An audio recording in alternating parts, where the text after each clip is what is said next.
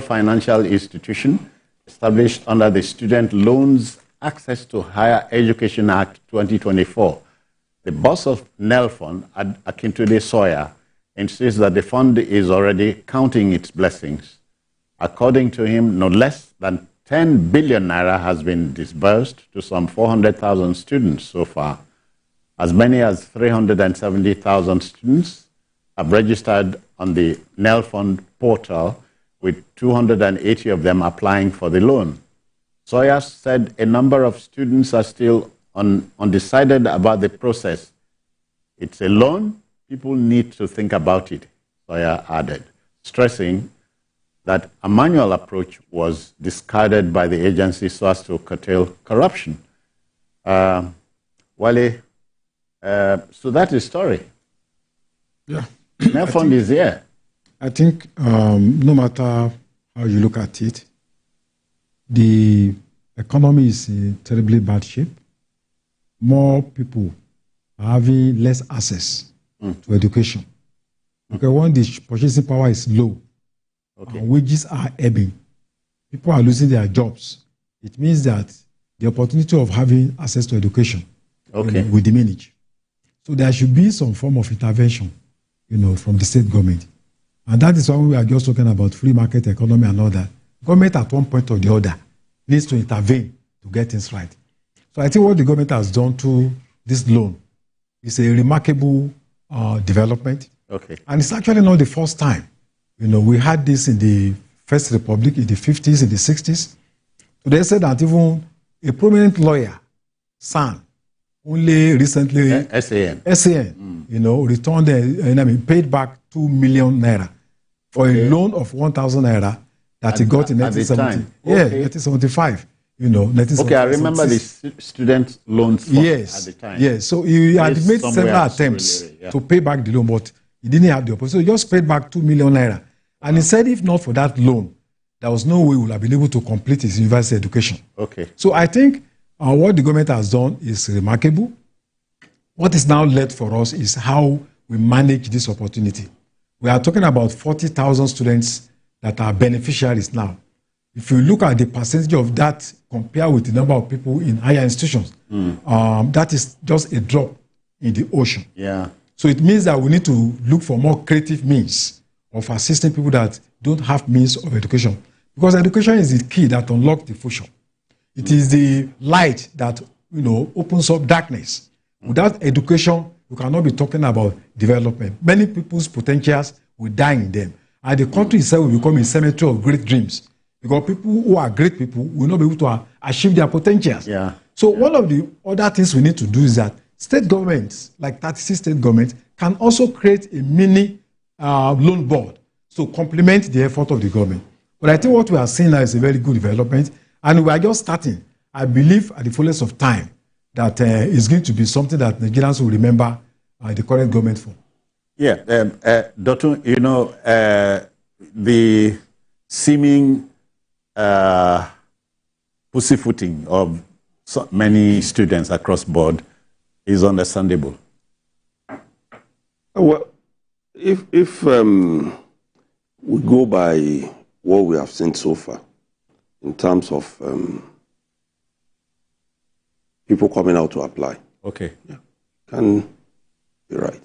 Because sometimes, a lot of times, it takes us Nigerians to see that this thing is actually working before we key into it. And it's understandable because in the past, we've had so many unfulfilled promises. Okay. And now this has come. And maybe the first thing I will say is that we should commend the management of NELFund for the way it has so far handled this. Because it was a good thing that, one, these loans did not go to parents to pay for the education, and also it did not go to the students in full. What the board has done is to separate fees from feeding and accommodation and boarding. So what belongs to the school goes to the school. And then what belongs to the students for feeding and accommodation, they get it. And this is quite commendable. because a lot of things in the past we have, after all, the yearning of the citizenry is to look at government as big brother, big father, cater to the needs of the children. Yeah, what was it? Let's use the Nigerian language, the big brother, because that's how they also know Nigeria outside. Okay. In Africa, we are the big brothers. And that is why when... Always watching. Always watching. That's why when this thing started working, we can see that even the private universities have started saying, see, our students also need it. And quite frankly, I agree with them, because a lot of people see private universities as being for the privileged. Okay. But two things in my own opinion or estimation have knocked that out. Number one is the fact that some people end up in private universities because of the queer system we operate in the public universities. I hope you read of recent system of admission. Yes, of admission. I'm sure you would have read of recent of a parent who said that his child was top of the list of medical students to be, and there were two others too. Numbers 1, 2, 3. And none of them made the admission list. Wow. He then called the Professor Isha Kule, who is in charge of the Joint Admissions and Matriculation Board. Yeah.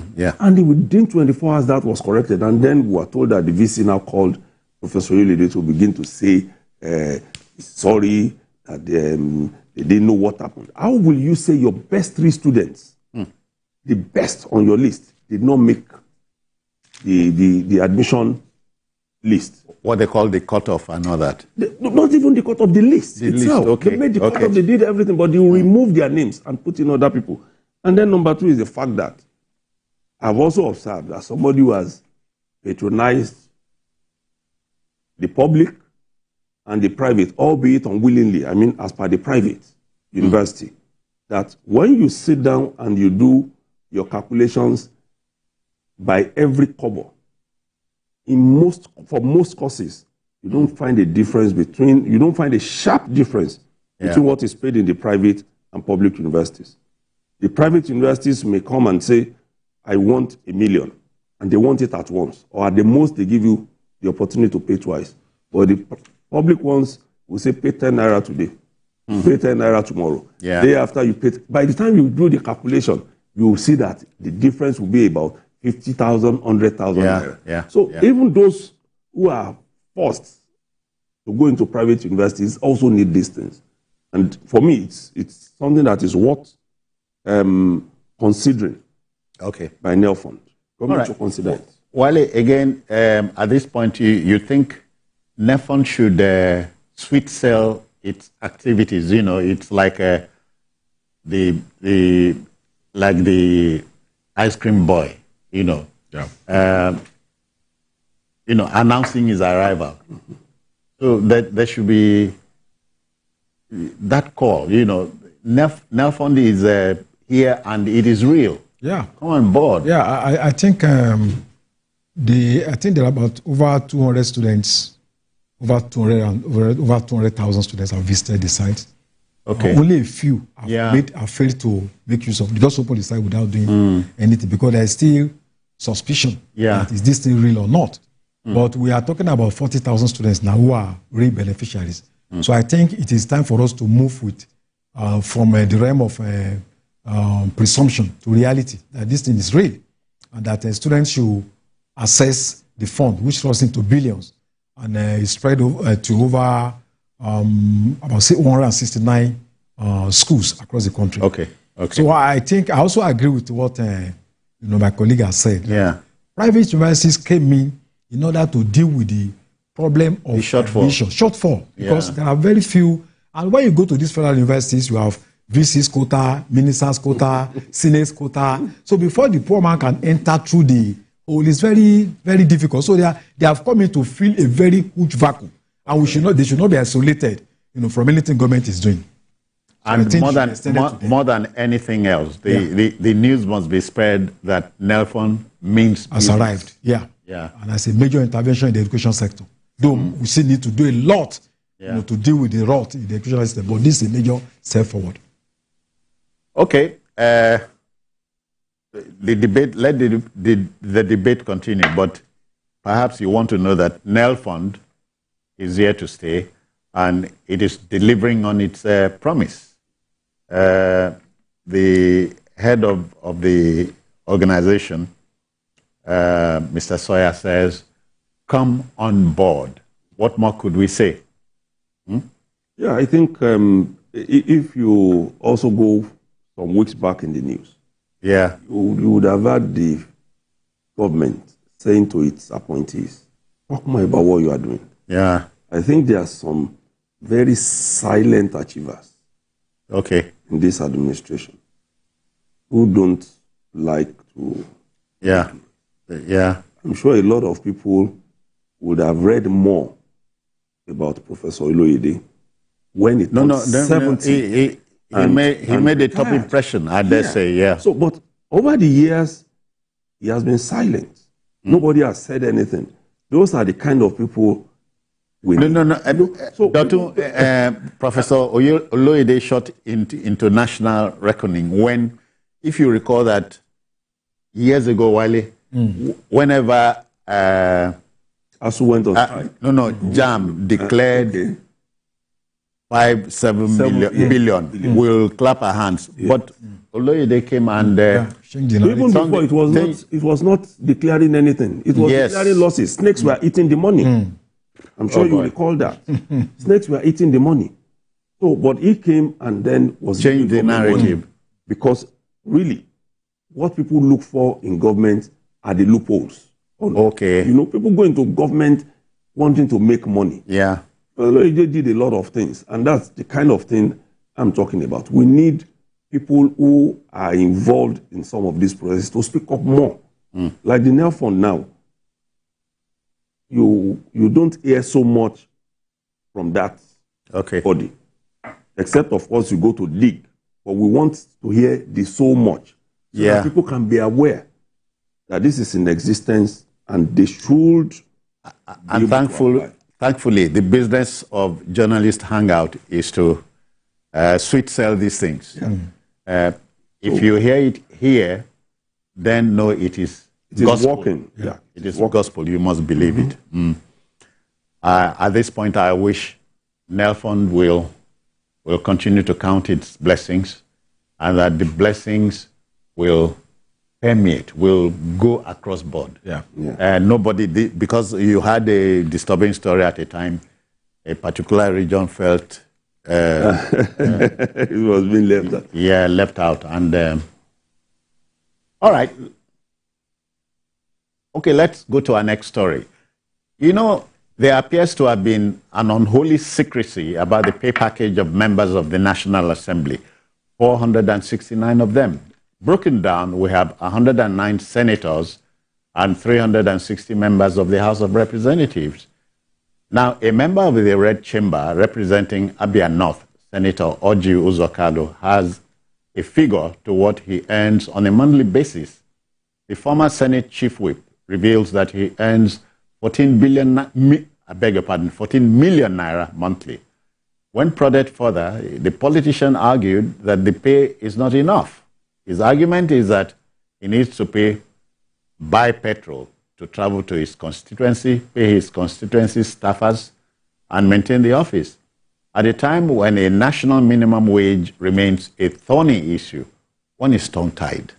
Well, for me, I'm not so sure that at this stage we should now be tongue-tied. We should be able to speak up on some of these issues. Yeah. One noticeable thing about the National Assembly, the Senate especially, is that, like it has been described, it has become a retirement home for former governors and some big wigs. At least we still have some 20 or so of them. So when we speak, when you go into a place like that and you have people who have tasted power as chief executive officers of their states, controlling billions as budget, then you know that what you have created is a home where people have taste. But let me quickly point out, as the fact that in every situation we have exceptions. There are some who have been governors and who have been the so-called big men that we have had in the Senate who were self-made before they got into governance. And I can say that Senator Uzo Kalu is one of those into that category, who were real billionaires. Some of them in dollar, as in real dollaraires before they became okay, I like what they became before they went into politics. Okay. So we must always grant that exception. He's one of them. But even at that, what Nigerians are now talking about is, see, this money that you people in the National Assembly earn, it can do a lot of good to the country. And that, for me, is not even the 14 million. Because like Kalu pointed out... Please, I hope I'm not taking it off your mouth. It's also what they earn by way of retirement benefits. Not just... that is inclusive, but other things that come their way. Okay. You know, as they say, they say the devil is in the detail. So the allowances, yes, not just the... So it is what Nigerians are looking at. You see a senator who has about 2-3 bulletproof jeeps, SUVs in his convoy. So you will know that definitely he's not living on 40 million naira. You know. So it's what we know, that there must be some other things beyond this 14 million. Because like Senator Kalu pointed out of this 14 million, he has to pay his aids. You have media aid, you have political aid, you have these advisors. Apart from buying petrol. Apart from buying petrol. In traveling. But petrol was not at issue, Wale, before now. Yes, definitely. But the pump price of petrol was not at issue before now. So, well, I think, when I read his statement, first of all, it shouldn't be a secret that Nigerians are not aware of what senators earn. It should be publicly displayed on their website. Nigerians, as a matter of fact, should know. They should, in fact, tell their constituencies, even where there are no access to internet. Especially, we have become a country we elected them. Conspiracy theories. Yes, and this money belongs to the people. So we need to know how much they earn. But the fact that they are not conscious, they are not bold enough to come out to defend that money shows that they fear that this money is beyond the expectation of Nigerians. And I also think that Senator Kalu has not spoken the last word, because a Senator Kawu Sumaila, mentioned 21 million naira, which is different from what Senator Kalu has said. And a senator years back, Senator Shehu Sani, mentioned 13 million. I do not want to believe that the past years, the salaries of senators have not gone up. So you could say that, when we are talking about this, what our people take, it raises a lot of questions about you having parents that tell you that, look, you can afford to eat only once in a day. There is no money. But this same father keep on buying, going to hotels, carry the women, eat, buying wine, traveling abroad, and keeps on to tell you that, look, there is no money, the economy is down. If you put these figures together, if senators, let us even work by the figure of Senator Kalu, if he gets 40 million naira in a month, that gives us about 1.5 billion for all the 109 senators in a month, 1.5 billion naira. And in a year, that gives you 18 billion naira. And we are not talking about cars. A sizable chunk. Yes, that can build roads, that can build railways, that can transform a country, from stupor to greatness. No, but this is not saying that our lawmakers should not live, in appreciable. Yes, of course, they need comfort. We are just looking at the impact of their current. If you are talking about the cars, we are talking about 160 million naira for each of them. That's about 17 billion naira. Which should be a loan. Yes. That money is enough to set up a factory that will produce the same vehicles that they are riding. So You know, we appreciate the work they do. Considering that we had them before. Yes. But you know, when you are talking about the dignity of labor, we also have medical doctors that work 24 hours. We have professors. We have aeronautic engineers. We have journalists who hardly sleep. And all we are doing is to help the country to develop. So whatever our salary, the salaries of senators, we don't begrudge them, but it should be located within the context of the economy. Yeah. Can Nigeria afford to pay, given the kind of crisis that the country is going through? Okay, just a minute. Dotun, but do you know that the wages of senators and members of the House of Reps are not fixed? They are fixed by the RMF. Yes. So Revenue Mobilization so Allocation Commission. So it is fixed. It's there. That's where the 14 million came from. Because if you go there and you look at what they're entitled to and you sum it up, you get about 14 million. But again, I talked about conspiracy theorists. Many of them watching me are also formulating conspiracies. So 14 million, is it a take-home, not inclusive of allowances? You will see some there, because there are some that are paid once in a year. Wardrobe, furniture, you know, like that. Those ones are there. Newspaper. Those ones are there. Paper allowances and they go up more. Yeah, okay. They go up more. Collectively. This 14 million, because they also have wardrobe allowance, since they didn't have any clothes before coming into the National Assembly. No, are you asking or telling me? No, I'm just telling you. They didn't have now I know. Now, that is why we keep on with this debate. The way our National Assembly is structured, will we not consider part-time and one camera? Unicameral National Assembly. You know, shouldn't we consider it?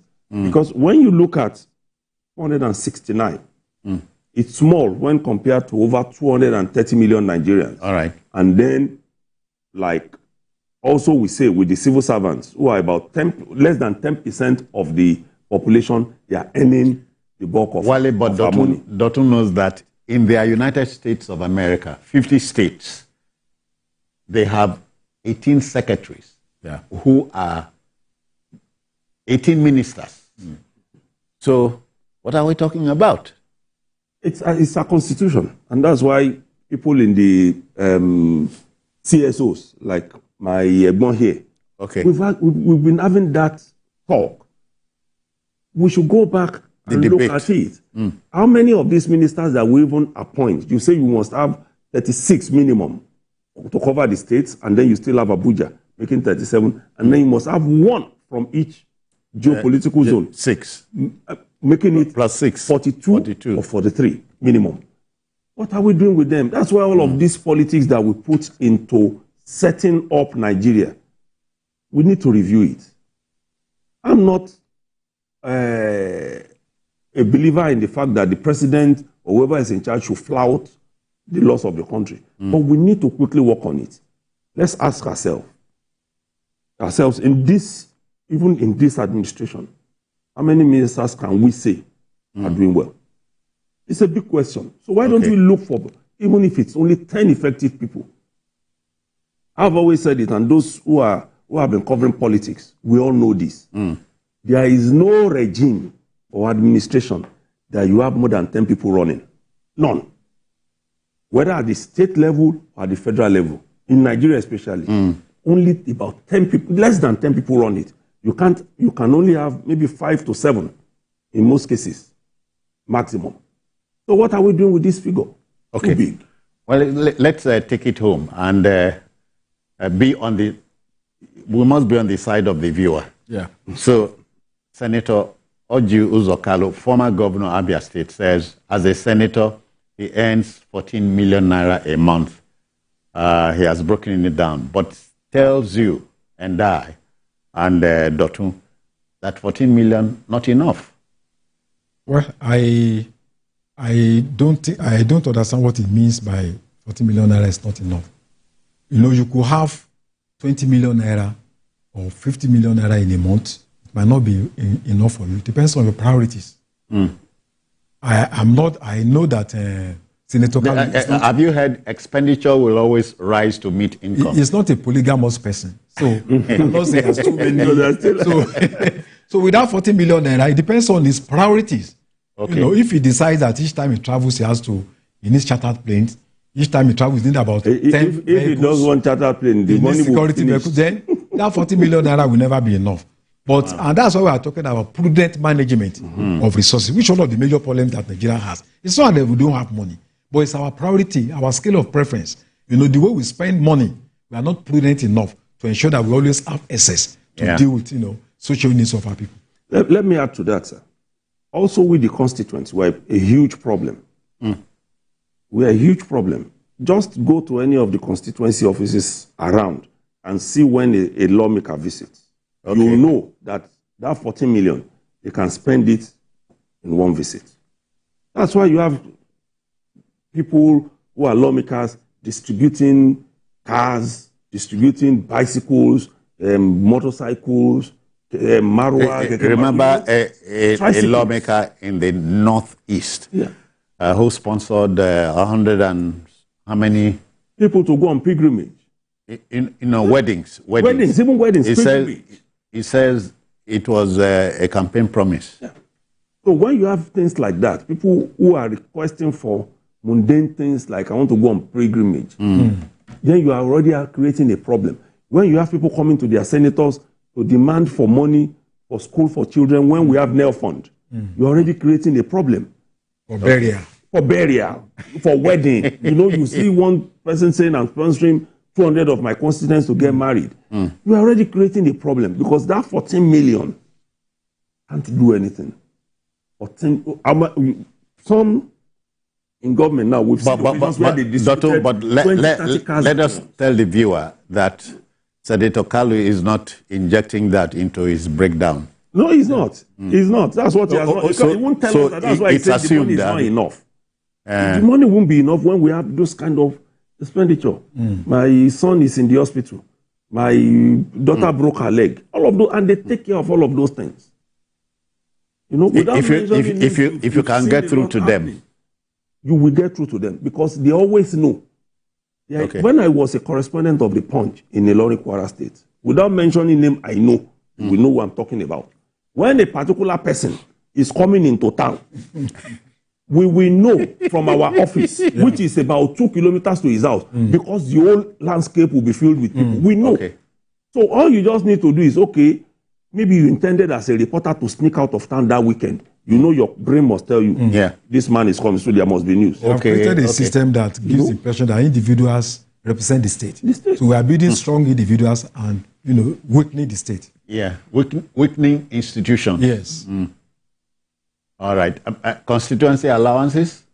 That's a lot. 200 million naira, 100 million naira, that you cannot even determine the due process of giving contracts. You just give the contract to anybody you like, no transparency, no feedback, to the people. So we need to run a transparent system for the security of the system. All right. I'm told we are done with the subject matter, but let the debate continue. We are saying neither no nor yes. But Senator Kalu has told us how much he earned. Do you expect others to follow suit? And can we explain them off? On this show, we'll bring them to light as soon as they come. Okay, to our next story. After a near dogfight over the question of a national minimum wage for federal and state workers, more governors appear to have bitten the bug and yielded to the 70,000 minimum wage bracket. A number of them have agreed to raise the bar beyond 70,000 naira. We can tell you that Governor Siminalayi Fubara of Rivers State has approved a budget of 85,000 naira a month for civil servants in the state. Head of Service of the State, Judge Nweke, announced the approval during a closed-door meeting with labor leaders and government officials. Now, the consensus of opinion in the country today is for a minimum wage or a maximum wage, it should all be a living wage, Wale. I think, first of all, no matter what anybody might wish to say, to condemn the Nigerian Labour Congress, they are overzealous, they are this, they are that. I think this is part of the gains of the labor force. Okay. The Nigerian Labour Congress. And that means that if there is no struggle... You win some, you lose some. You lose some. If there is no struggle, if NSC had retained its earlier, reputation as an extension of government institution, we would not have been able to... So it's a sacrifice that I think Labour made for Nigerians. And I think I commend Labour for its consistency. Yeah. And at the end of the day... Regardless, we were able to extract some gains from our leaders. It also shows that if you don't cry, people will not listen to you. Yeah. If we had not spoken, probably we will not be talking about 85,000 naira and 70,000 naira. It means the system will not, reinvigorate itself, readjust itself unless there is prayer. Just the other day, Lagos State Hemsman, Babatunde Sowolu, announced 85,000. Yeah. And he says next year he's thinking of 100. 100,000. So we are getting somewhere. Yeah, so I commend Labour, which is the largest civil society organization in Nigeria, and the president of NLC. At least even though we could not get everything, at least that we've been able to get minimum concessions. Okay. And I also think it shows that in a federal state, the strengths and weaknesses of each state differ. So some states may not be able to pay 85,000 naira, while some states may be able to pay. Lagos, for instance, is saying that, okay, looking at the records, from next year, we may go beyond 85,000. Yeah. Because the subjective conditions in each state differ. So we should not expect that. So every state should, pay the same thing. But I think what the government has done is to set the minimum standard that no state should go beyond, this 70,000 naira, which I think is a movement forward. However, when you look at the rate of inflation, paying your NEPA bill, paying for your transportation, I think we still need to invest a lot in social security system, health insurance, transportation, to cushion the effect of this economic crisis. Because with 70,000 naira in a month, well, it's far better than where we are coming from, but there are still a lot of grounds to be covered. They say half bread is better than groundnut. Yeah. Doctor, some other governors, like Ondo State Governor, says is willing to go above 70. 77. Now, for me, like I've always maintained, increasing salary for inflation to eat it up is not the way to go. The way to go is to ensure that the naira is firmed up against the dollar. I've always argued, if a civil servant in Nigeria still goes with the last minimum wage, and that 40,000 naira, sir, is worth $40,000, then we won't have a problem. But the more we try to push up wages, the more inflation is catching up with it. And that for me is worrisome, extremely worrisome. Once we go, inflation comes in. You can go to the market today. Now that government says it will start implementing in October, I'm sure by the end of this month, we will also see the impact in the market. All right. It's not justifiable for marketers to increase, but don't forget, sir, that it's one economy. As the landlord is hearing that his civil servant is collecting more money, so is he looking for a way to add more? So everybody is looking for a way to earn more, and it keeps going up and up. But I'm not saying that's not a justification for not increasing salaries, but just a point to note. Yeah. Number two for me is the fact that Rivers and Lagos, they've shown the way to go. All right. There are some states, including Abuja, that will be treated specially in this issue of wage. I listed some to be Rivers, Lagos, Delta, Kaduna, and FCT. The living conditions there are far higher than what you have in other states. You can't compare house rent in a place like Lagos with what you are going to get even in nearby Oyo State. You can't. Same thing with Ogun. But it's also going up there because some people are now coming to work in Lagos from those two states. Perhaps if we have a rail running well, a lot of people will not even stay in Lagos again. That's why it's thanks to the government that at least is building the rail infrastructure gradually. I also even think for the federal government, its workers across the country should not be earning the same thing. When a federal worker in a place like, say, Sokoto, with a 3-bedroom flat going for like 10,000 or 20,000 or 30,000 is earning the same salary as a federal worker who stays in Lagos and is paying maybe 2.5 million for a 3-bedroom flat, then that disparity is huge, even at the federal level, not to talk of the state. So these are things we now need to begin to look at and to provide solutions. For instance, can government meet the housing needs of its staff? So that first you take that off them. Because if you take housing away, then you can know that the only area where you are going to likely have a little bit of disparity will be in the market, where you want to buy rice, where you want to buy tomatoes, and then find a little bit of difference in the states. But housing is a major one.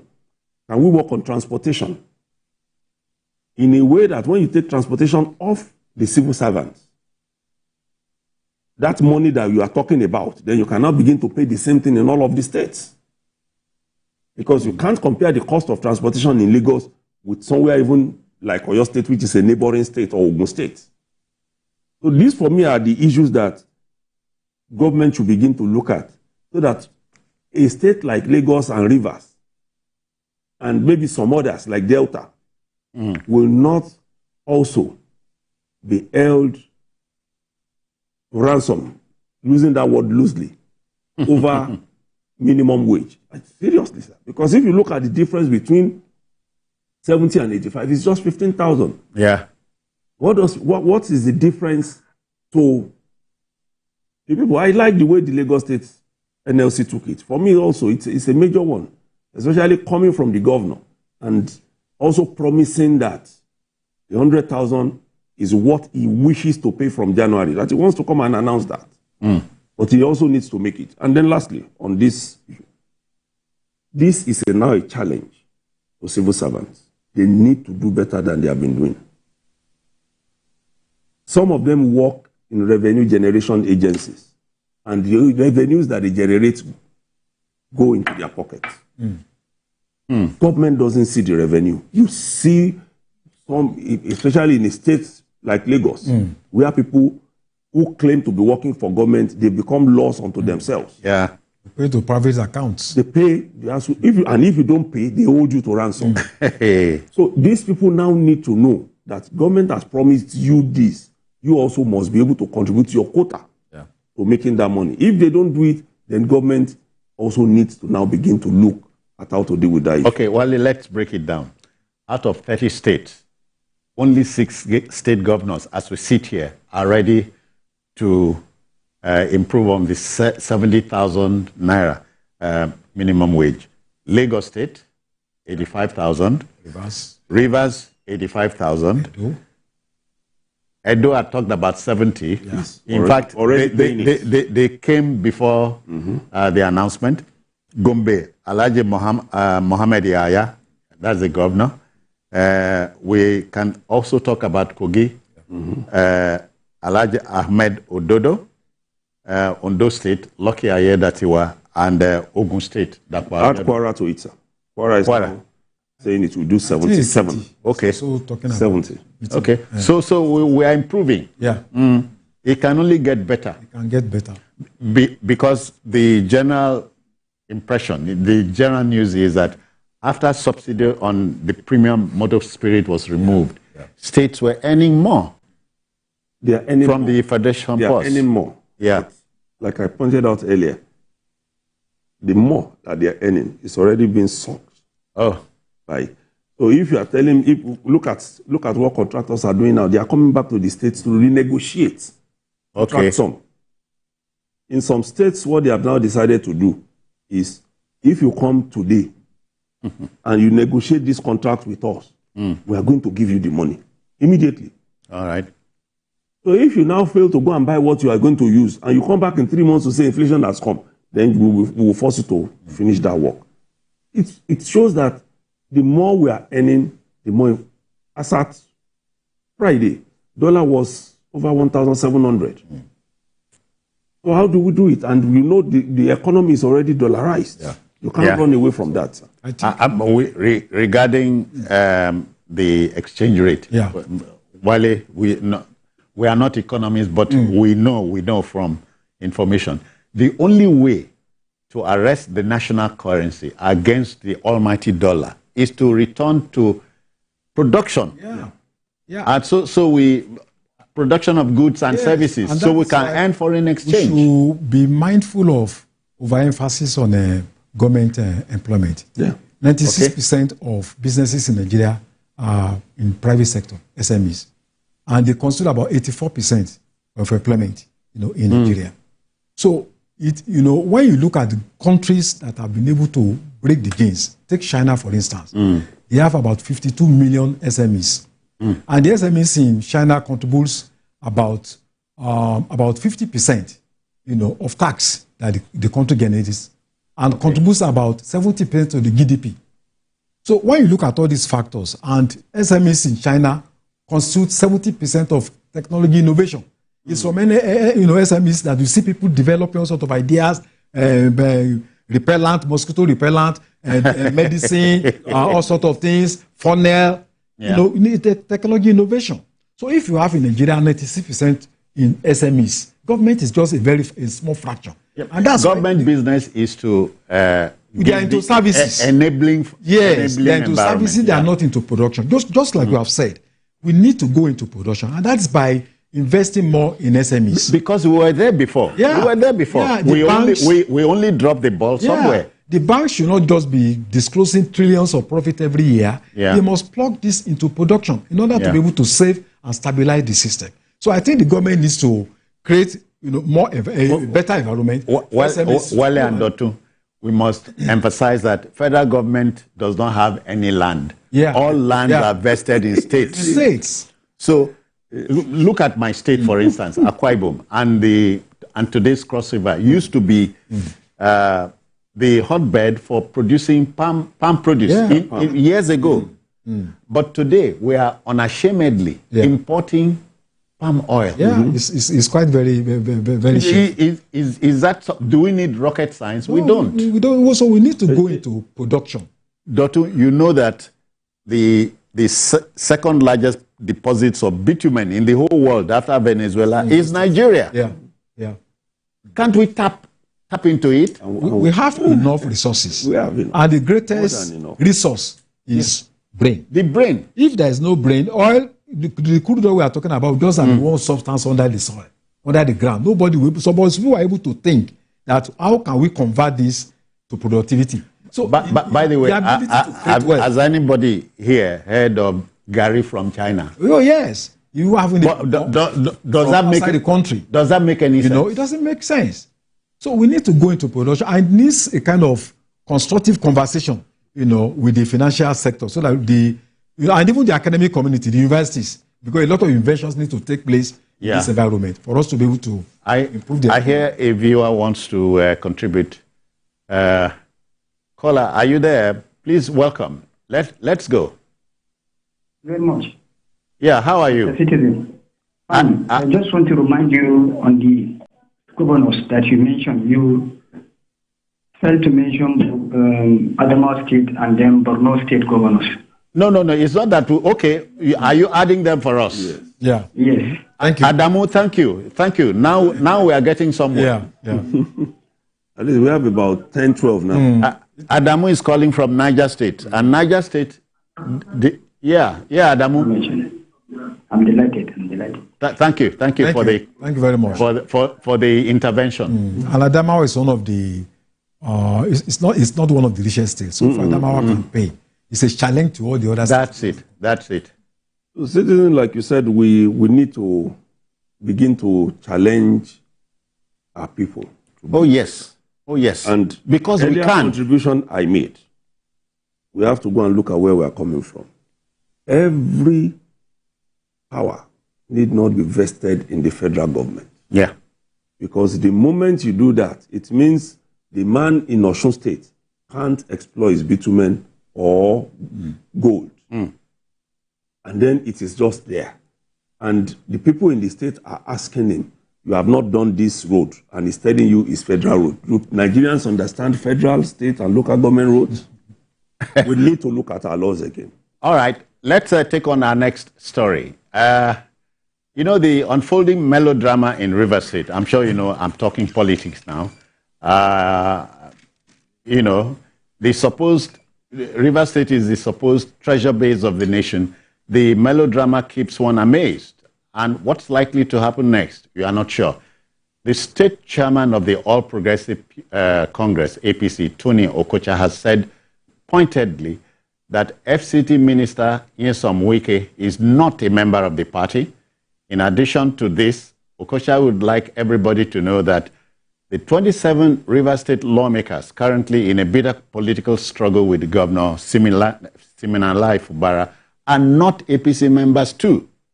The APC chairman in River State confesses that as much as he would like to have these politicians in his fold, none of them has agreed to join him. It is now clear that in politics too, Dotu, you do not count all your chickens until they are hatched. Well, I will tell the APC chairman to go and say that to rookies. To go and say what he has said to rookies who don't know what is going on.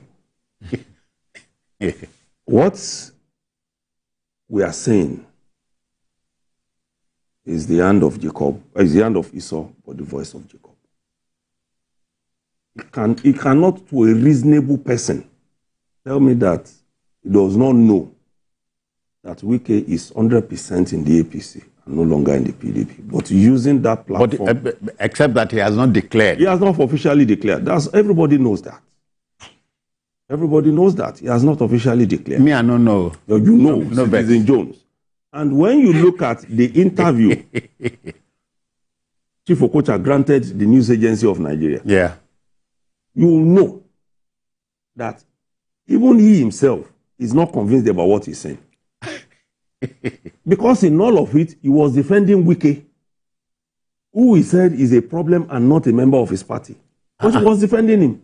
Why will Fubara go and take over Wike's structure? Wike will fight back now. What does he... You know, those are not statements that a man who wants to claim to be neutral and doesn't know about what is going on make. Politicians can do better. So as a delayed Napoleon Bonaparte said, in politics, stupidity is not a handicap. Well, I'll say you said so. You quoted him. But, you see, basically what we are saying is, these people know where the problem in River State is coming from. Okay. And the only solution is for some people, especially the FCT minister, to know that power is transient. And like the good book, which he sometimes quotes, says, there is a season for everything. Oh, yeah. When he was governor, he drove some people out of the state. They couldn't even visit. And I'm sure if you call a person like former Governor Rotimi Amici, he has a story to tell. If you call former Governor Peter Odili, he has a story to tell. We can name a lot of people, that George and all of them, before they are now falling, realigning. They have stories to tell. Rivers people need to be honest with themselves. It's not my state. It's their state. But don't throw stories that don't align with the realities on ground to Nigerians. No matter how much of defense you put up by saying these people do not belong to your party, what is on ground is contrary. You should let us face what the issues are. One thing that Nyesom Wike needs to quickly learn is that every godson has the power, has the ability to cage every godfather. The godfather may fight back in later years to reclaim some level of stability, like it has happened with Adams Oshiomhole in Edo State now. But we still don't know how that of Edo State is going to play out when Monday Okpebholo becomes governor and takes power. It is when he's in power that we are going to know how these things will play out. Yeah. Wale, again, don't blame me. Let me take from people who know pass us. The late author the first Chancellor of Germany, I've forgotten his name, he said, politics is not an exact science, but sociologists would be quick to tell you it's a behavioral science. Aren't you surprised at the way our politicians are behaving? Well, I'm not surprised, given how the political parties emerged, because the political parties are basically tools in the hands of... Sorry, the German man is Otto von Bismarck. Yeah. Okay, yeah, Bismarck, okay, yeah. The political parties are basically tools in the hands of the rich. So they are in a position to manipulate, to decide, the future, the past and the present of the political party. The political parties are not actually owned by the people. We have few shareholders who control maybe about 96% of the party. So, and they don't request funding from the ordinary man. So the party is a property of few individuals. But let me challenge you a little. Dotun, hear this. In the Second Republic, which is a mere 40 years from ago, we didn't know about the governor was not the mainstay. Yeah. For instance, the NPN had the late AMA Akinloye. He was the strong man. Yeah. Not even the president. But now the governor is everything. It's everything. So what is happening in Rivers State? We have to look at both sides, because there are always two sides to a coin. There are three sides. The edge is also a side. In fact, more than... But they say that edge hardly stands. But some people know how to make it stand. Yes. In fact, more than that, even the pictures there is also... So it's infinite. So in reality, you have spoken very eloquently, which I agree, on the side of Wike. But you see, war is not an end in itself. It's a pathway to peace. So does this tally with what the late chairman Mao Zedong of China said? Said, in war, you are killed once. Yeah. In politics, you are killed many times. So in the art of war, there are principles. Okay. The moral principles, the method, and then the discipline. In the art of war, we are taught that when you are strong, appear to be weak. When you are weak, appear to be strong. And that you should speak less. Because nobody can quote silence. When you talk too much, you are going to shoot beyond the range. And people will be able to... You give many things away. Yes, it's like going to the ring as an angry man. You end up being boxed into a corner. So I think, irrespective of all the weaknesses of Wike, the way the governor also manages the situation is very important. And there are certain things that give me a lot of worry. If I happen to be the governor of Rivers State, by now, Wike will not be having 27 lawmakers. With the resources at my disposal, that is one. Number two, commissioners are resigning. It's not an easy thing to resign as a commissioner, leaving the jeep, the resources and everything, just like that from your government. And you are the governor of a state. Dr. Wale will excuse this. Let me rub this in. I'm not taking anything. The governor made sure in the build-up to the local government election, the candidates defected to the APP, Action People's Party. So what does that in the equation? If we have to uphold what Dr. has said, it also means that technically, Ubara is no longer in PDP. That his party is now. But the reality is that in court, the court will not form facts based on opinion. Okay. It deduces from what it bases opinion on facts. So the reality is that if you are a member of a political party, there is a process. For instance, I say I'm a member of an NPP. Is my name on the register of that paper? Am I registered in my ward? Do I have a card that shows that I'm a member of this party? So these are the technicalities that you need to prove in court. And that's why when they went to the Supreme Court, you could see the judgment of the Court of Appeal about the 27 lawmakers. So I think that the governor needs to adopt a better strategy. If Wike is not trying to, if Wike is fighting you like hyena or like a cheetah, you need to apply some strategy. Because why am I saying this? It is the governor that his reputation matters most because he needs to serve in the 2 terms. In the equation. He needs to serve 2 terms to be able to put his claims in goal. Are you looking at the skirmishes in Rivers as a pointer to 2027? Yeah, because if this turmoil continues, technically, Fubara has been knocked out of PDP. That's what it means. And I think it's a technical defeat for him. That the party that brought you to power, you are not able to control. What is so special about Wike? That he seems to be having everything. So I think strategy should change. But just like we have said, what is happening in the UK is a fallout of the weakness of the party itself. 2 individuals should not be dictating the fortunes of... All right, gentlemen, we must observe a break. We are going on a commercial break. Please come with us. We'll return very shortly. This is Journalist Hangout on a Sunday.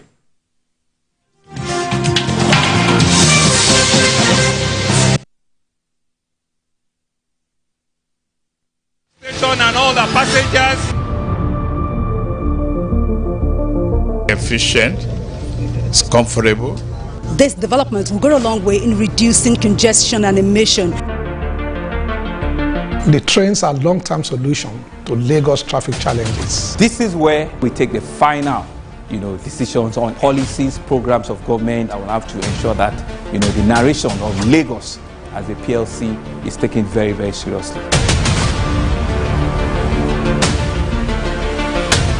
This is the major pedestrian bridge linking Oyingo here to Apapa Road over there. With this overpass, we are providing what we call permanent solution.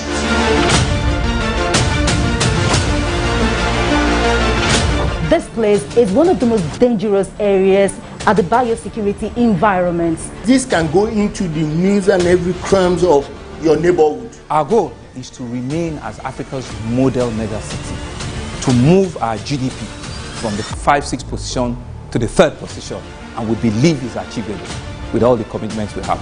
Explore the city of Lagos, where dreams are made and possibilities are endless.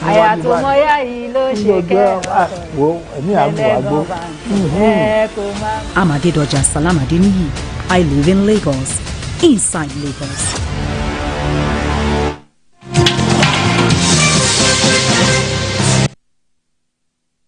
Okay, folks, welcome back. Let's take the River State story home. Dotun, do you consider former Governor Wike, and now Minister, a gadfly, a political gadfly? You think River State needs him? Well, every actor in a state at this level will always be needed. But we also need to be careful. The governor has a lot of blames, because he knew when he was taking that job that he was taking it as what we refer to as boy. He knew. And he did not say a word at that time. Just like the APC chairman said, he didn't campaign for himself. Wike did everything for him. So he knew. So he owes a lot to him. He owes a lot. But at the end of the day, what we are saying is, you must always give room for the man who is on the seat to also take certain decisions. There is a state where a top government official nominated 17 out of 20 commissioners to the governor. How do you do that? And specifically listed the positions they are to occupy. The portfolio that's not good enough, the portfolio. So what my one year said, if you don't give me money, and I've worked with you for a very long time, let's use the setting here in TVC, an instance. There are 2 other ladies who appear on this program as hosts. As beautiful as they are, as pretty as they are, if they tell me to choose somebody I want to be on this show with, I'll choose you, Citizen Jones, because journalism has put us together for a long time. And that is what is happening with some of these commissioners who are resigning. They have their loyalty already carved out. This was a man who made them. I always tell people there are some friends that I have. If I don't see them in 10 years, I owe my loyalty to them because I know we've always been there. Anytime we see, we reconnect. And that happens in politics. But what I'm saying is all of them in River State, they know the solution. It is for them to come together and say, see, let us put this state first. That That's the bottom line. Well, is it too late, Wale? Is it too late? It's never too late. If it's in politics. Both Wike, His Excellency Wike, and His Excellency Fubara considers the interest of the people, the everyday man, everyday ordinary man on the street, and also to realize one thing, that in conflict you cannot have 100% gain. That you have to grant concessions. Yeah. You know, when they were doing negotiation in South Africa, after the ANC went to negotiate with the Boers, they came back, they were so happy. They went to, Mandela and said, oh, they have granted everything. Mandela said, go back. We don't want 100% victory. Go and ask the white people, what do they also want? Go back. They say, hey, go back so that you can give them 40%, so that there could be peace in South Africa. Okay. So and you lose some, and then you gain some. Yeah, today South Africa, regarded as the rainbow country, are looking in one direction, which is so it comes from the brain, as you said, the greatest resource. All right, folks, we are done. Let the debate continue. Rivers on our mind. Okay, then. Let's state clearly, our next story, let's state clearly that in a democracy, it is the right of citizens to protest. It is a symptom of underlying discontent with the prevailing status quo. That's why people tend to, take to the street. The trouble, though, is when protests seek to alleviate these discontents rather than tackle the fundamental causes of them. Recall that the End Bad Governance protest, widely known as the hashtag End Bad Governance in Nigeria, were a series of decentralized mass protests in our country. It was supposed to hold between the 1st and 10th of August, if you haven't forgotten. Some things went wrong, many arrests were made, and therefore the federal government will, on November the 1st, arraign 76 of the arrested protesters before Justice Obiora Egwatu of the Federal High Court, Abuja. We would report what happens next. Okay. Well, the 76 people will be arraigned on November 1st. Well, I think Nigerians have the right to protest. We have it's enshrined in the fundamental rights of Nigerians. And I think that even the democracy we're having today came as a product of protest. The current president were both on the streets during June 12th. Okay. He was with us, rallies, demonstrations. June 12th and the days after. And the days after. In fact, years after. Years after. In exile so they have the right to protest. But that does not mean that that right is absolute. I'm happy that at least they are taking them to court. Because under the military rule, that people are saying military rule, people were shot. There was a day in this Lagos who were protesting. No fewer than 30 people were shot. I was in that protest. 30 people on the street. Some bodies were dumped in the ocean. But now we are talking about people being taken to court, unlike what we have had in the past. Yeah. The court gives you an opportunity to state your case. You may have been arrested wrongly. Probably you are just walking and then you just say, oh, you look ragtag, then pick him. And I believe there is an opportunity for the protesters to establish the grounds of their protest and also to prove their innocence. So I think it's a very good thing that the government is going to court instead of shooting people on the street. The other thing that I look at the names, most of them are very young people. 14, in fact, some are minors. And I think that should give us a lot of concern. Yeah. That if 14 years old, 15 years old are going on the streets, it may be a reflection of some level of frustration. It may also be a level of some, that some people are being sponsored by innocent people who are not even aware of the reason for their protest. Why I'm saying this is because the idea of the Russian flag has raised a lot of issues. The people that I saw that were arrested 17 years, 14 years, so I think even if they see Russian flag, they may not be able to fight. Yeah. They even know the and apart from that, they see Nigerian flag. Would they even know to differentiate? They know. Then to produce one Russian flag, I think you need about 5,000 naira, the one that they used. A poor man on the street will not have 5,000 naira. The next thing is that we go and do Russian flag that he wants to go and protest. So, and I think even coming with the idea of Russia is a product of rogue intelligence. So people are behind it. If Russia was behind it, Russia will not go and use its flag now. That would be embarrassing to Russia itself. So some people are trying to instigate Nigeria against Russia and to invoke what has happened in Mali, in Chad and Burkina Faso, which are different circumstances. Nigeria is not Chad, Nigeria is not Niger, Nigeria is not Mali. Yeah. So you cannot be talking about Burkina Faso. Yeah, or Burkina Faso. So I think Russia is not involved in that thing at all.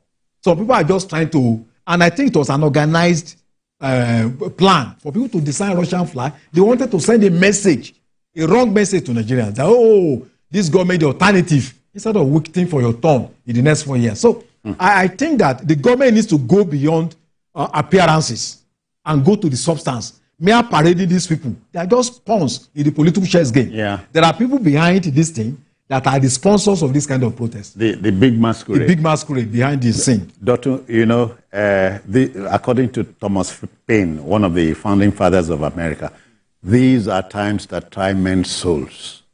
Yeah, indeed.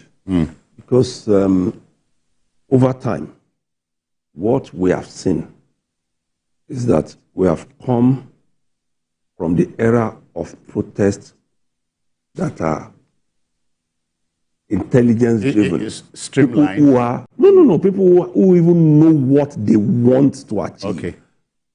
To the era where people protest because they have been offered some money to do so. They don't even know, like you said, what the protest is all about. Because if you have a 14-year-old, a 15-year-old joining the protest, if you ask that person, what does not even know what the protest is all about. So the protest we had then in those years that led to this democracy, quite different. And there are so many of them we can cite, including the ones that happened during the regime of former President Goodluck Jonathan, where Asiwaju Bola Tinubu was involved, Alhaji Muhammadu Buhari was involved, and so many other people. Professor Wole Soyinka was involved. Quite different. You could see that these people knew what they wanted. They wrote the police. We are going to leave GRA and march through this route, and we get to the park in Ojota. Once we get to the park in Ojota, we address the people. We encamp there. We address the people, and we disperse from there. Any other person you see on the street is not a part of us.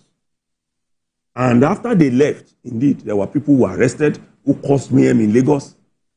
And that is why I said there's a real huge difference. And which is why I agree with him that our intelligence agencies must get to the root of this. It's not just about arresting 76 people and parading them in court.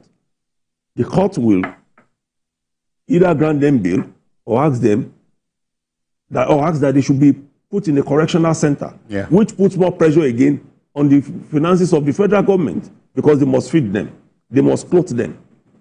So we need to really get to the root of this problem instead of just arresting people for the sake of it. Now they have been keeping them for how long? And feeding them and occupying spaces that could be used for better things. It's not so, it's not so gratifying that we go this route all of the time. What have you been able to elicit from these people? You will find out that they don't even know those who organize the protest. They don't. So you are holding the wrong people instead of going to the root to find out what has happened. The architects, the arrowheads. Those are the people we need to know. Because we know that in this country, there is no way money will be moved. Footage. You look at the picture. In the footage, you are seeing children. Look at that boy. It can't be more than 10. Look at the one behind him. It can't be more than 6 or 7. Look at them. And anything can happen. Anything. Even the adults who put these children on the road, they are wicked. They are wicked. When you know what you want, you go for it in a peaceful manner. You can sit in your house to protest. So the date is November 1st. The Federal High Court, Abuja. And be rest assured, journalist Hangout will keep a tab on that story and report back.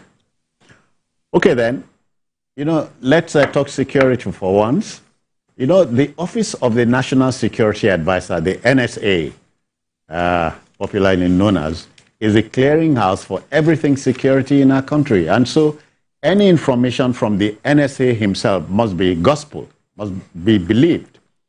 Retired top police officer, now NSA, Mr. Nuhu Ribadu, is not a happy man as we speak. He's full of criticisms for policemen and soldiers stealing and selling arms and ammunition to criminal elements.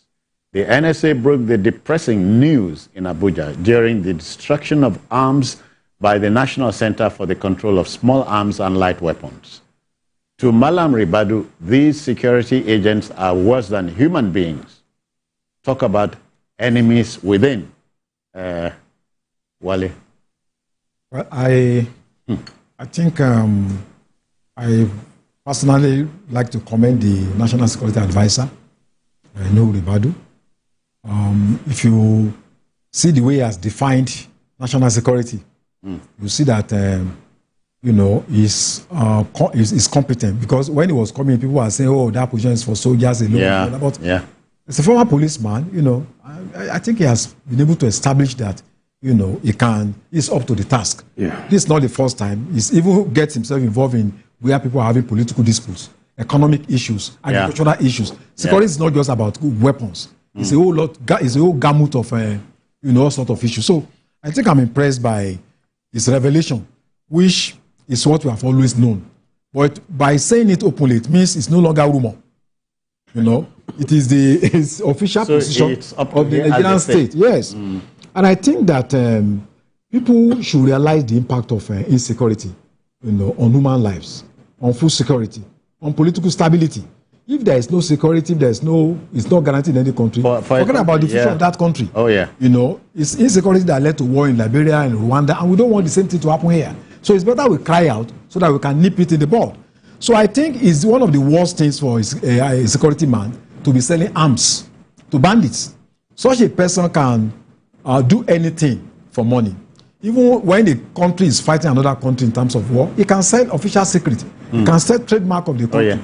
That person has joined the army, security force, not to protect the country, but to make money through every means that is available. You are wondering how much would he make? How much will you when make? He is not the selling chief of weapons, army staff? Yeah, Not the chief of defense staff? Yeah. What the NSA did not mention is that how do they do this? You cannot sell arms unless you have access to it. Yeah. In every formation, either in the police or in the army, there is always the person in charge of the armored person. That place is the most secured person in the barracks. Hardly known to very few people. Yeah. And open. Very few people. And it's always locked with the highest form of security. So it means that for anyone to gain access to that, there is probably a cartel, a ring, a rogue cell that operates. It's not just those people that take those weapons to go and give those bandits. It's an organized cartel. They go and bribe some people, have access to that armory, and then bring it out, sell the money, and then share the money among themselves.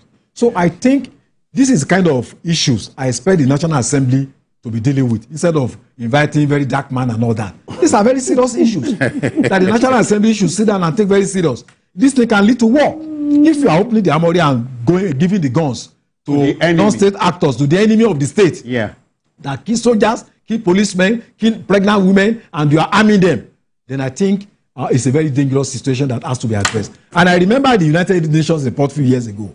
There are Nigeria has 70% of illicit weapons in the entire of West Africa. 70% I hear of so, Nigeria. So it's a dangerous situation. I think the National Security Advisor should move forward by going to the roots of this man, so that small arms, weapons. Doctor, we always talk about the fifth columnist.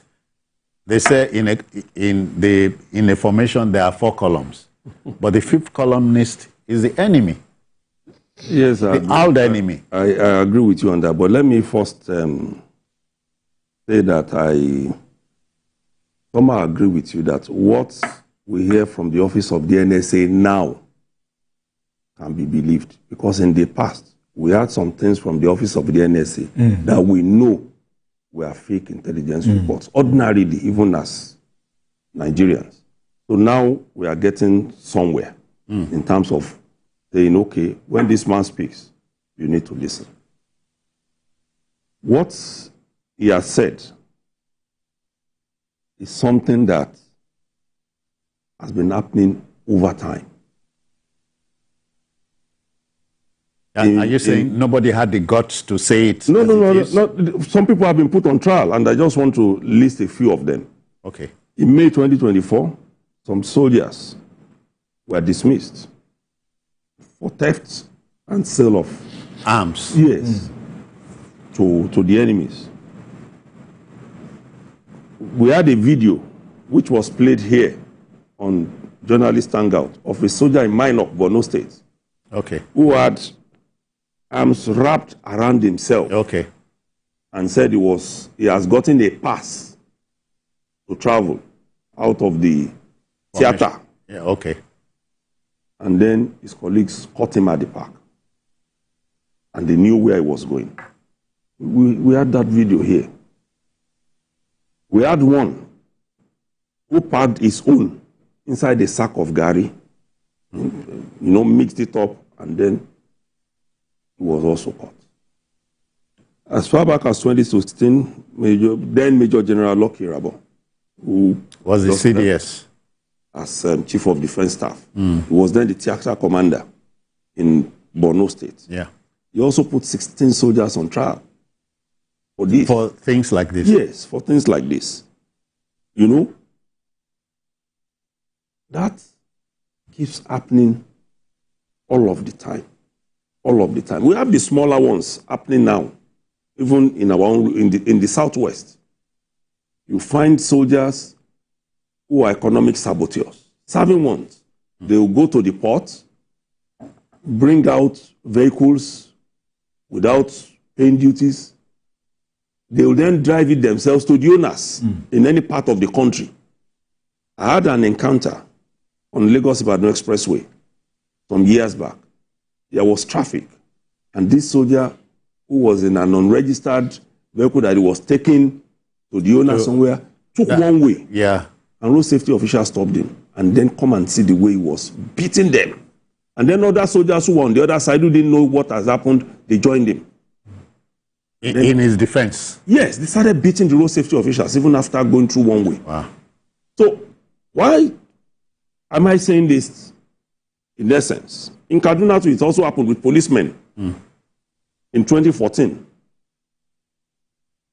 They give guns to armed robbers and all the rest. They caught some of them. Why am I saying this is? We need to constantly watch our recruitment process.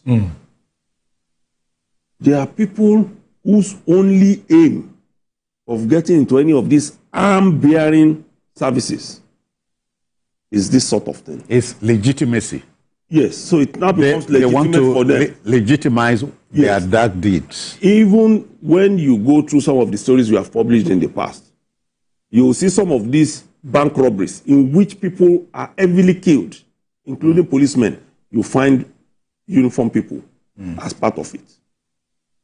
And the arms themselves, not difficult to know where the arms are coming from. It's not even not so difficult. Even in the execution of the operations, some of these operations, you know that those who did it are not civilians. They are trained. Trained in handling weapons. Weapon handling. So, the NSA has done well by telling us. And I praise him because, like we've always said, Ribadu is a man who, even when he is guilty, he will tell you that, see what I did, though, you people should hold me well. That's the kind of person he is. He's blunt to a fault. Okay. Now it is for us to now know how we are going to stop these people because they are still there.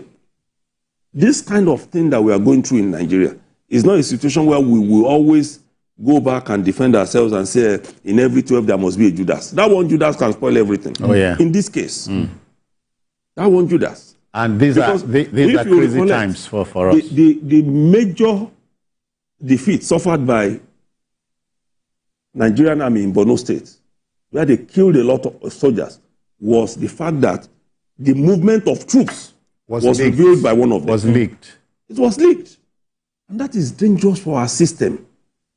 That's one of the reasons people still feel that we are having challenges overcoming some of these. Because So these challenges are man-made. They are man-made. Yeah. A lot of them are man-made. Look at the Northwest, for instance, like Biko will point out, and which I've also noticed over time. Soldiers are deployed in Katsina to go and get some bandits who are operating there. Before they get there, those bandits have moved to the neighboring state because they know the movement of the troops. Yeah, yeah. And this should not be happening to us all of the time because we are losing quality. And such folks, such deviants, are the enemy? They are the enemies real of enemies. the... Yeah. They are the real enemies. Yes. The real enemies. And the NSA asked a task now to help us to overcome this. It should, along with the others, devise... Wale, you remember at the time we were joking with the phrase name and shame. Yeah. You know. Yeah. It's not just enough to name or shame. Let's put an end, call the bluff of these guys. Yeah. Because you can. Yeah. And I think what my colleague has said, he has raised the issue about long-term solution, which is recruitment process. Recruitment process. And if you are talking about dealing with recruitment process, it means you have to eliminate favoritism. Yeah. If you want to go into the army and Anoba gives you a letter, go to the army. Nobody wants to ask questions because your candidate is coming from an MI, is coming from an OB or from Anoba. Nobody asks questions, then you go to the army. When he commits offense, it becomes very difficult to sanction him. Or he's coming from a senator, or he's coming from House of Rep, recruitment to the army, which is actually supposed to be the merit. In fact, should be the greatest place where merit can never be compromised. Yeah. The other issue is about Boko Haram, so-called Boko Haram repentance that have been reabsorbed into the system. The potential of being double agents. Or de-radicalized. Yeah, radicalized. So, and then the only way to solve the problem is to... Can you really de-radicalize them? Can you really de-radicalize an insurgent? Yeah. So then the other issue is that, it's convenient to blame the the soldiers and all that. But a corrupt political system can hardly guarantee transparent armed forces. Okay. So what we are seeing everywhere corruption is because of the rot in the political system. Yeah. So the politicians must also sanitize the system before they can remove the speck in their eyes, before they can be able to have the moral right and legitimacy to sanitize the entire system. So we are in trouble. We are not. Okay. Really, if we are willing to do something. Okay. But until we do something, Dr. We are not in trouble. Because what we have seen, maybe on a small scale, but we have seen that over time, disciplinary measures have been taken. It's just a whole lot of process that this thing takes. For instance, you have caught a man who sold arms. You have dismissed him from service. Yeah. In some cases, the court martial will pronounce judgment. In some cases, these people are taken to the civil court to go through trial. Do we get quick justice from that process? That's number one. The moment people see that people get away with infractions as heavy as those, there is they're enabled. There is no reason not to do this. Number two is that we've had a lot of people who have committed offenses and then they are rearrested 1-2 months after they are jailed because somehow they found their way out of prison. NDLEA has had a lot of that stuff in recent weeks. People they arrested, the court said, okay, you have done this, you have done that, go to jail for 2 years or pay a fine of. The man who is into drugs, of course, has backers, even if he doesn't have money. They bring him out, they change his passport, and then he starts the trade again. They've arrested a couple of them in the last few months. And that's a shame to our justice system. Because there are certain things that even our laws should not permit. When there is a need to go the whole hog by imposing the maximum sentence, we should. We should. Dr. Anwale, but we are not suffering all these things because of a lack of laws. It's not. But because we have perhaps uncannily become an environment that does not punish bad behavior. Yeah. And so it's taken as a way of life. That's what it has Lack become. of rule of law. Not that we don't punish, but we punish people only when they don't have access to big men. When ordinary people commit crime, you read in the paper somebody has stolen a goat, and then they will sentence him to 5 years imprisonment. And somebody has embezzled, 7 years. you know, So somebody has embezzled 1 billion naira. He should have stolen an elephant. You know, somebody has stolen 1 billion naira. Then you just say you should go to jail for 1 year. You know, when somebody has stolen 10,000 naira, you say you charge him for crime. It's a thief. When somebody has stolen 2 billion, you say it's money laundering. And then you're now looking at technicalities and all that. So we need to, have a country should have rule of law. That we must be seen equal before the law. So I cannot forget this. The brother of President JFK, you remember him, Robert Kennedy. He was the Attorney General when the brother was the president. Yeah. He said, any country will stick with law enforcement that appeals to it. Yeah. Yeah. And I believe him. Yeah. We need to get out of that. A situation where the law is only meant for a group of people. Yeah. And when some people commit crime, they go free. The law has only one definition, and the law does not know color, creed, or faith. That's why Justicia, the woman you see in front of a court, is blindfolded, but has a scale and a sword. Yeah, that should not know where you come from. Oh, yeah. Just, So we need to have a country where there's a rule of law. So, 60 seconds, do you have anything to tell our dear NSA? I like what he's doing. He should please find a way around some of these issues, especially these people who are saboteurs within. Even if they are commanders, they should be allowed to face justice. Good. Because we've had commanders who have been I recall some years back where it was this same Nuhu Ribadu who prosecuted some top Navy officers for crude oil theft. Though that case was eventually resolved somehow, but initially they were sentenced to prison. Wale, how do you talk to our dear We NSA? are proud of him, and I'm not surprised. He has kept a clean record, immaculate record, from the time he was EFCC chairman. And I think his experience as EFCC chairman is going to help us a lot, to have to move forward in this strategic position that is occupying, because corruption is a major problem, in the armed forces. And I think it's up to the task to help us resolve this problem. All right. I personally would wish him Godspeed in this exercise, because to have fifth columnists at a time like this in our midst is like putting a house on fire and sleeping inside, hoping for a miracle. All right, so we are done with that story. Let's talk economy now. The federal government economic policies may be contentious an exercise, maybe contentious exercises as we see, but to the World Bank, the international financial institution that provides loans and grants to needy countries around the world, opposing or reversing them is not the way to go.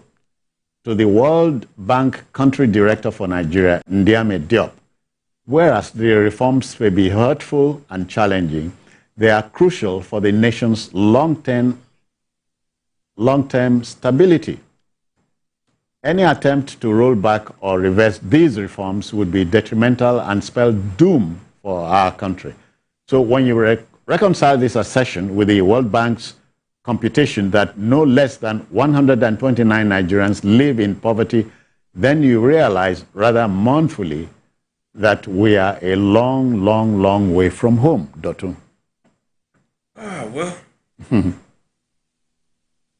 One of the... Sorry, let's go on a commercial break. We'll come back and take on this story. Please don't go away. Thank you.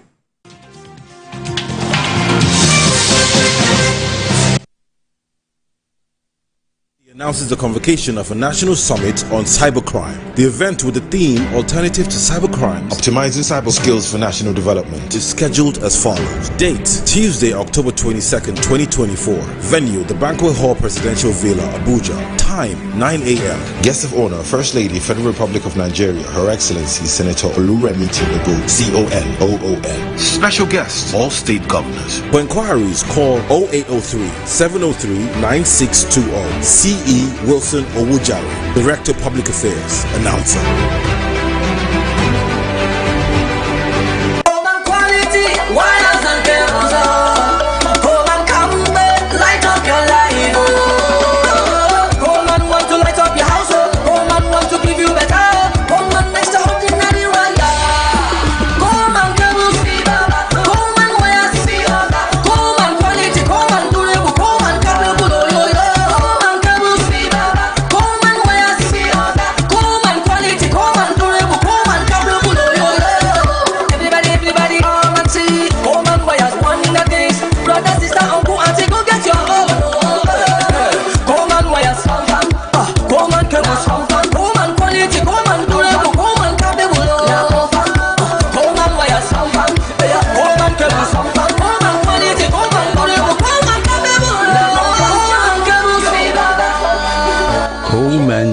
And cable, great quality, now with the new look.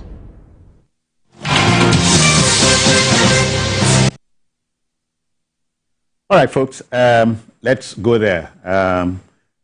The World Bank Country Director for Nigeria, Dr. Ndiame Diop, has said the economic policies set up by federal government of Nigeria should not be tinkered with. He believes there will be light at the end of the tunnel. I also believe that too. Okay. And I'm also... If we give the policies time. Yes, time. And I'm also somebody who is always saying, how long did it take you to get to where you are? Will determine how long it may also take you to get back to where you are. Okay, okay. Because you spoke about the good days when we had surplus, and then we allowed it to sleep. No, Dotun, I'm one with late Professor Chinua Achebe. There was indeed a country in this country. I'm sure you know what I mean. Yes, I quite agree with you on that. But then, the basic questions Nigerians are asking is, between now and when all of these policies will fully germinate, what happens to us? Are we going to die? In the intervening period? Yes. So, it's one of the questions we've asked here on this show in the past, when a former special advisor to the president on media and publicity. Okay. What are the low-hanging fruits? We know that there are some that are up there, but which ones are we going to get immediately? And we are beginning to see some, but Nigerians want to see it in a way that will give them assurance that things will continue to get better and better and better. Not that there is so much pain now that some of us would have died before this better will come. Okay. We spoke about one of them on this program. That's the National Education Loan Fund. It's a good starting point. We are also beginning to see that the CNG buses are coming. We are also saying that some industries, there is hope that they can get back because there are movements here and there. Okay. But as we are seeing those, we are also seeing side by side that the Naira is not getting better against the dollar. We are also seeing that some roads are getting worse than they were. So how do you move and how do you transport? Even if you have the CNG buses, for how long are they going to last? So those are comparisons we are doing and doing rigorously. Not because some of us don't like Nigeria, but because we want things to happen very, very fast. So that, so that we can have some... all right, we have company. Dr. Ango is reaching us from Kanji in Niger State. Dr. Ango, I greet you. Can you hear me, Doc? Yeah, I can hear you clearly. Okay, let's go. Yeah, how do you intervene? Yeah, I want to agree with the World Bank. The problem of Nigeria, as I am thinking, is not on the policies that are being put forth. Rather, it is the problem of the common Nigerian seeing the opulence that is being displayed by our leaders. You tell us that we should play it soft, we should be patient, we should take it easy. Yet, we display so much wealth. We see our leaders, they are not tightening their belts, they are asking us to tighten our belt. So the problem is... they are losing theirs. They are the cost in governance, the cost of governance. Let there be that cost. Yeah. Let's see our leaders also playing soft, and we'll follow suit. Thank you, Doc. Thank you, Doc. Yeah, it's not a question of, well, it's not a question of do as I say. It should be do as we. Mm-hmm. But you Yorubas have this profound saying, Ti igi bawulure. When trees fall on themselves, you start lifting from the top. Yes. Okay? Yes. Absolutely. Does that apply here? Yeah, I think it applies. And when we are dealing with World Bank, we need to appreciate some policies that we have been advised to implement. Okay. We need to also appreciate how those policies are being implemented. But because they matter. Yes. Mm-hmm. But what is important to us is that we must be guided by the knowledge that to develop this country is not primarily dependent on the World Bank. It is dependent on the kind of leaders we choose, the mission of these leaders, and how they are able to enforce policies. You know, the World Bank is talking about policies. It's not talking about implementation. Mm-hmm. Implementation is an entirely different thing entirely. Because if you look at the history of the World Bank itself, when it came in 1944, the idea was to rebuild Europe and Japan after the Second World War. World War II, yeah. So, and that's why they call it International Bank for Reconstruction and Development. The idea was not set up for the third world country. About 1.1 billion people live in the third world countries. And if you look at the structure... At the time. Now. Yes. And if you look at this, the structure, that's the least developed countries. Not developed countries, but 1.1 billion. If you look at the structure of the World Bank with about 25 directors, how many of them are Nigerians? The US has over about 17% control, voting power in the US. The powers in the World Bank, Germany, Japan, US. So, and when you look at the context of global competition for trade, there is no way the US will want you to to develop more than its own country. So there is that competition going on globally. That the UK, for instance, if there is a trade in 2022, we had trade relationship with US about $10 billion. There's no way the US or Britain will want you to manufacture cars, or Japan. Because that's what they bring to your country. Oh, yeah. There is no way they want your electricity to be stable. Because if it's stable, you'll be able to manufacture goods that will compete with them. So we must not be blind to the reality that there is competition all over the world. And that when you look at other countries like China, Singapore, they were able to break away. What they did was that... Is this why across board, people are not happy with the Bretton Woods institutions? That is it. You have to look at, those policies and domesticate them. But what must come to your mind first is your people, the interest of your own people. So when the World Bank has come with policies and all that, you must sit down and weigh those policies that are good or not. Because, for instance, they are talking about we are owing World Bank, I think, about $16 billion. Yeah. Look at the kind of interest we are paying, and then the projects we are implementing. Are those projects what we need now? Are we investing in railways? Are we investing in agriculture? Are we investing in roads?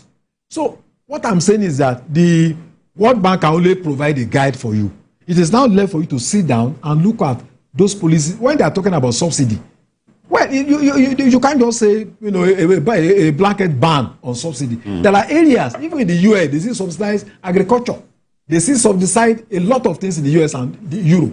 So our leaders must not be carried away by the belief that, oh, World Bank give you a perfect solution to your problems. You must look at their recommendations and domesticate those recommendations to fit your own interests. And it's not all their recommendations that are the best. Some are good, but some may not be to your own interest. If you sit down very well to look at to weigh the options. Doctor, so are we in a fix now? They say to be or not to be. That's the question. We are not in a fix. Like you pointed out, the implementation is our major problem. Otherwise, the intervention of the World Bank is okay by you? Almost 100% perfect. Okay. Let's give an instance. The petrol subsidy. This thing has been there all along. And what we have been seeing is the fact that some people have been exploiting the system to make to advantage, their own advantage. We still have some cases in court of people who did not even bring in 1 liter of petrol, claiming subsidy for millions of liters of petrol. We still have those cases in court. There are some that didn't go to court at all. Some paid. They refunded money. Those are the kind of things we are looking at. World Bank says, give palliatives. World Bank cannot come and stop our civil servants from stealing the palliatives or requesting for money that is more than the amount of palliative to go and distribute the palliative. We still recollect the team that wanted to fly from Abuja to Lokoja, where there is no airport. And even the driver of the vehicle that was supposed to drive them to Lokoja also took money to fly to Lokoja. So when all of these things are put on the table, we need to look at, at that point, it's a two-way street. Collect money where you should not. Don't be people, they pay the money. That's what we're saying. That is the people who are running the system that are making it look impossible for these suggestions to work. It's not as if it can't work. If all those monies we lost to those fuel marketers are being put in railway, for instance, I can imagine where Nigeria will be now. If all of those monies had been put back, let's take our refineries that are not working today. By choice. We have always argued that this problem has gone beyond the leaders of NNPC. Because they are told, don't worry, this thing we will make it work tomorrow. The man has assurance. That's what he has been told. He comes to tell you that this is what I've been told. This thing will work tomorrow. What happens? It becomes a problem because the people who are there, they are obviously benefiting from some things that even the man at the end of affairs does not even know. Because it's obvious that it pays them better for that refinery not to work. And then you have a lot of other issues going on. Can we begin, like he said, don't subsidize petrol. Go and subsidize agriculture. Or even if you are not going to outrightly subsidize, pay particular attention to issues around agriculture. Well, let me come from this angle. Some days ago, the president of the PBAN, that's the Professional Bakers Association of Nigeria, explained why a loaf of bread would attract, the price of a loaf of bread will be going up. One, we have the wheat, which is about 60% of the content here is imported. Whereas we can produce here. 13 states have been empowered to grow wheat in this country, led by Kano State. And another major component is yeast. Yeast can be produced locally. Yeah, so we don't need... There's even nothing in bread that we can produce locally. Okay. Nothing. Good. So we don't need the World Bank to come at that point. Yeah. So the point you made about agriculture, there are so many first-class graduates who read agronomy and related sciences. I've said it on this program before. My friend, who is a farmer in Osun State, he wanted a machine that can produce, that can grind plantain, the unripe one, into flour. Into flour. And then he was looking at the cost to bring it in because that's the only option he could see. Then he said he sat one day, just like Citizen Jones will sit, and was having his beer. And then opposite the place was a man, a welder, and he saw that he had some few things like machines, and he went to him and said, I want to do this. Can you do this? The man said, if you want to do it now, bring some money. You come and collect this machine in the number of days. Really? That's the machine my friend is still using till today, almost 5-7 years. So we have everything that we need. But we now need to pay attention. Well, Ajaokuta is not working, sir. I just talked about bread now, wheat. Cassava flour. Is here now.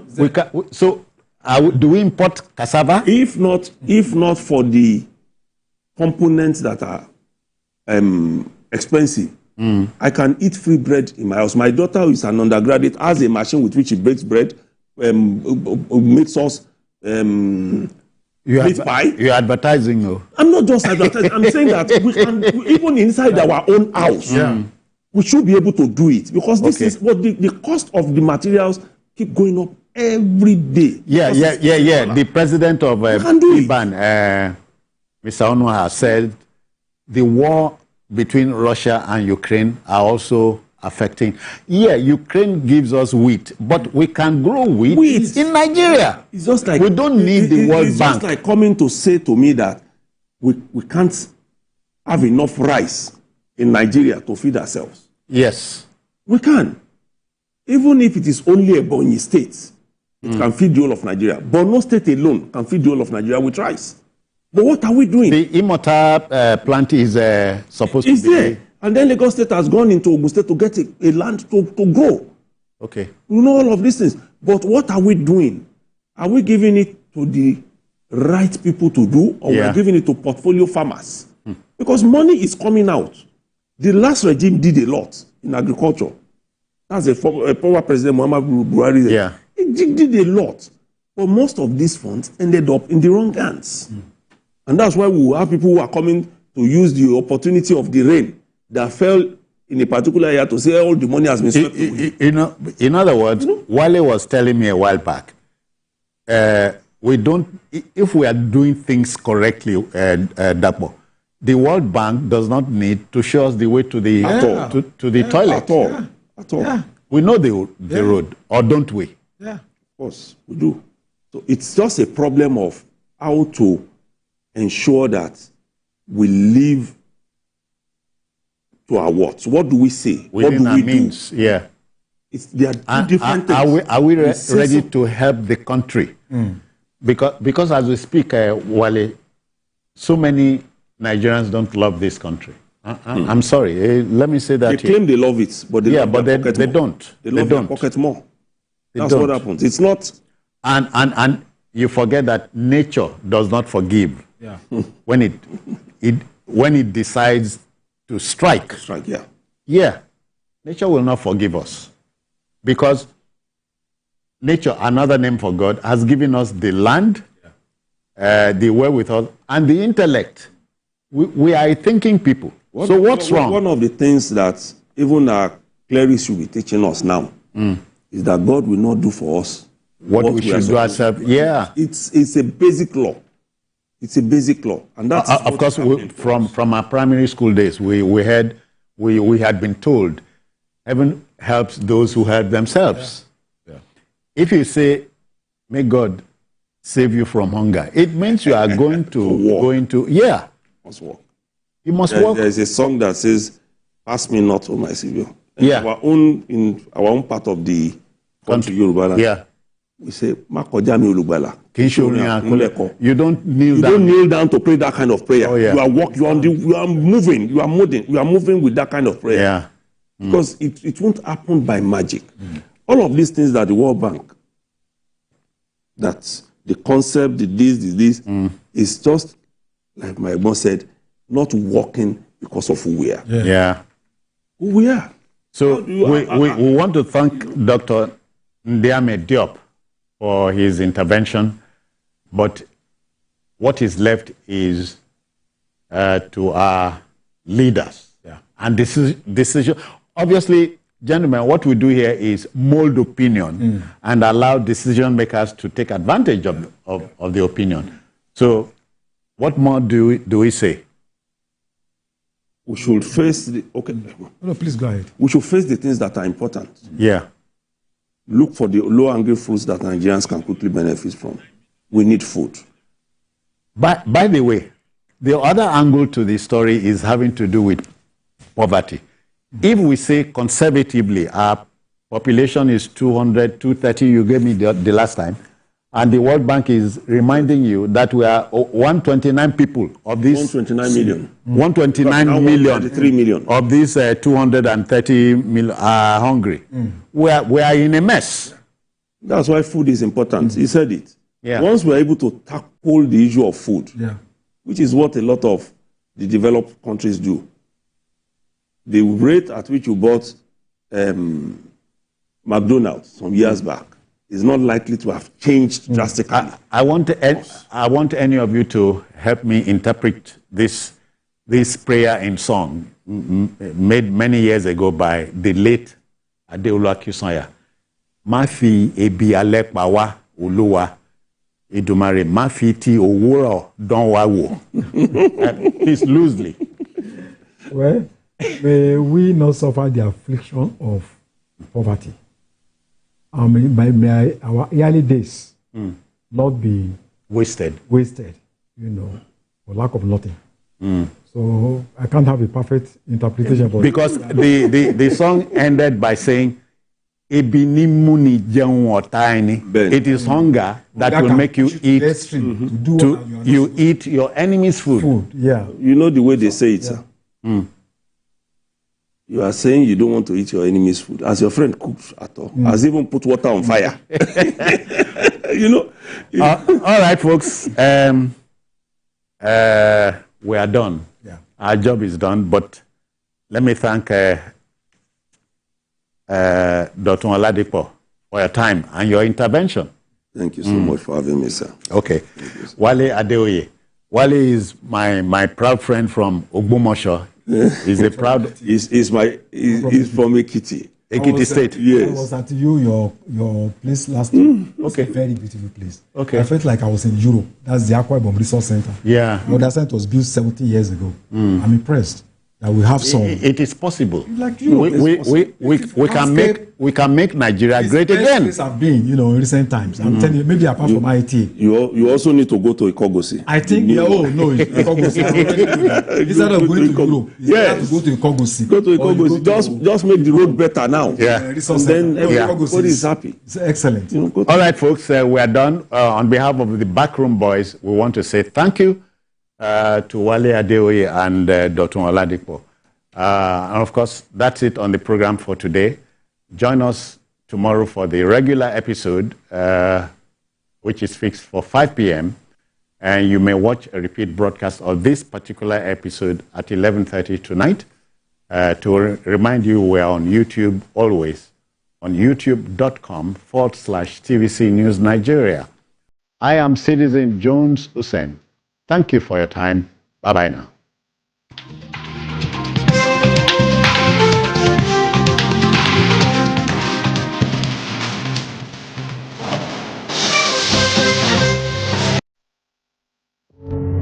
Doubt and fear doesn't occur at the canvas, it shows in the canvas.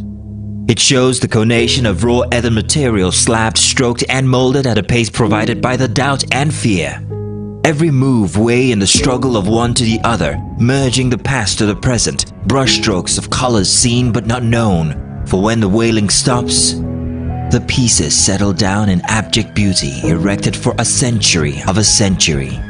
Speaking, advocating, protesting as the arts are meant to be.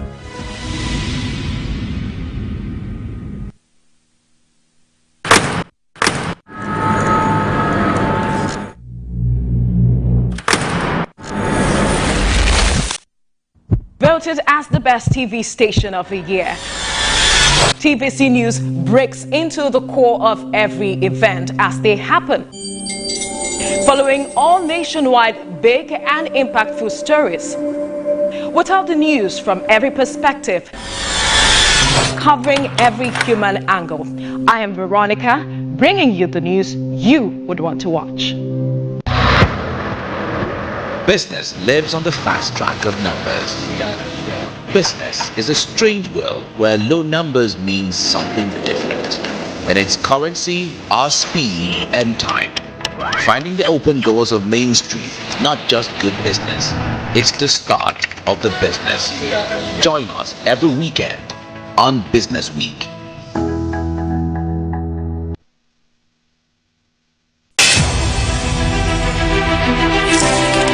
Yaa Ashantewa was born on 17th October 1814 Bisiase, present-day Ghana. The daughter of Kwaku Ampoma and Atapo, her brother Afrani Panin became the chief of Edueso, a nearby community.